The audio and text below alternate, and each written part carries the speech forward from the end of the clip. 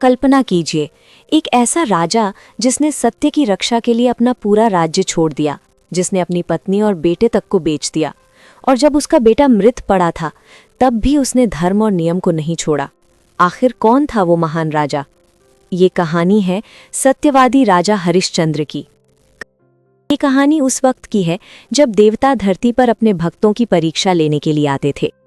सूर्यवंशी कुल के राजा हरिश्चंद्र अयोध्या नगरी के एक प्रतापी राजा थे। राजा हरिश्चंद्र का जीवन काल सतयुग से संबंधित बताया जाता है। राजा हरिश्चंद्र की पत्नी का नाम रानी तारामती था और उनके पुत्र का नाम रोहित था। राजा हरिश्चंद्र अपने वचन पर अडिग रहने वाले और सत्य के धर्म पर चलने वाले थे। वे अपने धर्म की मर्यादा को कायम रखने के लिए अपने स्वप्न को भी सच मानते थे और उसे पूरा करते थे। परोपकारी राजा हरिश्चंद्र प्रतिदिन दान किया करते थे। ऐसा कहा जाता है कि हरिश्चंद्र सुबह भोजन करने से पहले स्वर्ण, गौ, जल, भूमि और भोजन का दान करते थे। इसके बाद ही वे भोजन ग्रहण करते थे। लेकिन समय की करवट ने उनसे उनका महल, उनकी नगरी, उनकी पत्नी और उनका पुत्र तक छीन लिया। एक रात राजा हरिश्चंद्र को एक स्वप्न आया कि उन्होंने अपना महल किसी ब्राह्मण को दान कर दिया है। सुबह होने पर वे उस स्वप्न को भूल गए, लेकिन जब वे दरबार में पहुंचे तो वहां 1100 ब्राह्मणों के साथ महर्षि विश्वामित्र उपस्थित थे।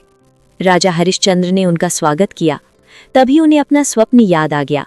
उन्होंने विश्वामित्र से कहा, हे ऋषिवर, मैंने स्वप्न में आपको अपना महल दान किया है, क्या आप उसे स्वीकार करेंगे? महर्षि विश्वामित्र ने वो दान स्वीकार कर लिया, लेकिन उन्होंने कहा, दान तभी पूर्ण होगा जब तुम हमें दक्षिणा भी दोगे।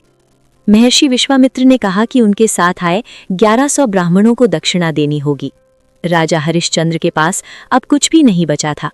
उन्होंने 1 महीने का समय मांगा। इसके बाद वे अयोध्या छोड़कर काशी नगरी चले गए।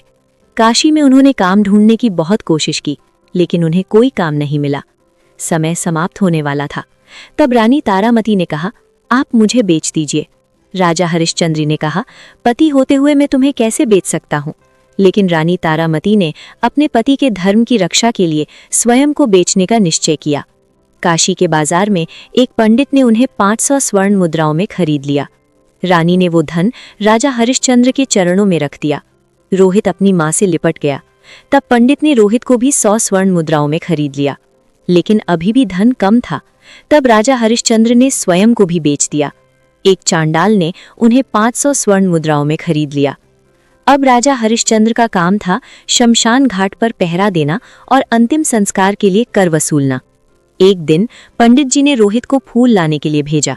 वहां एक काले नाग ने उसे डस लिया। रोहित वहीं गिर पड़ा। किसी ने रानी तारामती को खबर दी, लेकिन पंडित ने उन्हें पहले काम पूरा करने को कहा।